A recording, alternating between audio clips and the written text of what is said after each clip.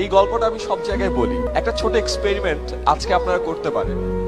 এখানে I guess আমরা সবাই সালাম দিই, ঠিক না? আসসালামু আলাইকুম, আপনার উপর শান্তি বর্ষিত হোক। আজকে বাসায় যে আপনারা একটা ছোট্ট এক্সপেরিমেন্ট করতে পারেন।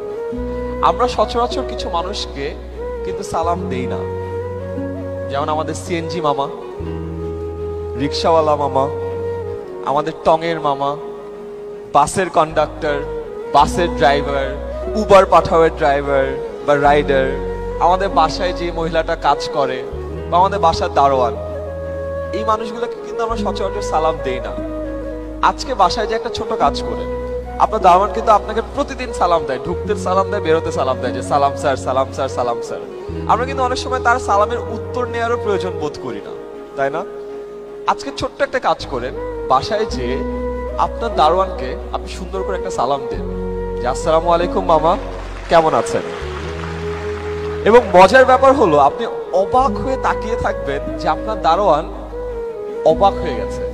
তার কারণ হলো এই যে ছোট্ট একটা কাজ আপনি করলেন, এটা তার সাথে আগে কেউ করেনি, এবং এটার কারণে সে আপনার জন্য সবকিছু করতে পারবে। আমার বাসায় যে কাজ করে যে মহিলা, তাকে আমি অলওয়েজ আন্টি বলি, কখনো বুয়া বলে ডাকি না। সেই কারণে নতুন বুয়া আসলে ঝামেলা হয়ে যায়। আমি দরজা খুললাম, খুলে বললাম আসসালামু আলাইকুম আন্টি, কেমন আছেন? বুয়া তো অবাক, হাতের মনে আমায় চিনতে পারেননি। বাট আমি যখন প্রতিদিন তাকে সালাম দিই, সে বুঝে যে আমি তার জন্যই তাকে সালাম দিচ্ছি। এবং বিভিন্ন নাটক সিনেমায় দেখায় না যে তোমার জন্য হৃদয় দিয়ে দিব, এটা হয় না আসলে। উপরে যারা বসে আছো, মানে আসলে হয় না। সো এই মানুষগুলো তোমার জন্য সব দিয়ে দিতে পারে। এবং এটা আমি কিভাবে শিখেছি জানো? একবার আমি ঢাকা ইউনিভার্সিটিতে একটা ইভেন্টে ছিলাম, আসরের নামাজের সময় হয়ে যায়। সো আমি জাস্ট দৌড় দিয়ে যাই এফবিএস এর মসজিদ, ফ্যাকাল্টি অফ বিজনেস স্টাডিজের মসজিদে নামাজ পড়ে আবার দৌড় দিয়ে বের হচ্ছে। এক খুব সিনিয়র এক মানুষ, শ্বেত শুভ্র দাড়ি, একেবারে পুরো সেন্টের মতো, সে আমাকে একটা সালাম দেয়। আমি ছোট মানুষ, তখন কেবল ইউনিভার্সিটি থেকে বের হয়েছি, আমি কিন্তু ওইভাবে সালাম পাই না, তাও আবার এত সিনিয়র মানুষের কাছে।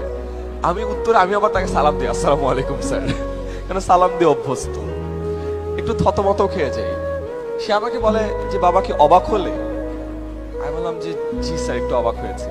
সে আমাকে জাস্ট একটা কথা বলে যে আমার না এরকম ছোটদেরকে সালাম দিয়ে তাদেরকে অবাক করতে অনেক ভালো লাগে, বলে হাসতে হাসতে সে চলে যায়।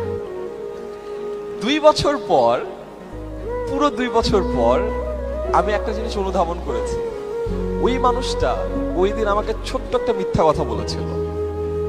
ওই মানুষটার আসলে সালাম দিয়ে ছোটদেরকে অবাক করতে ভালো লাগে না।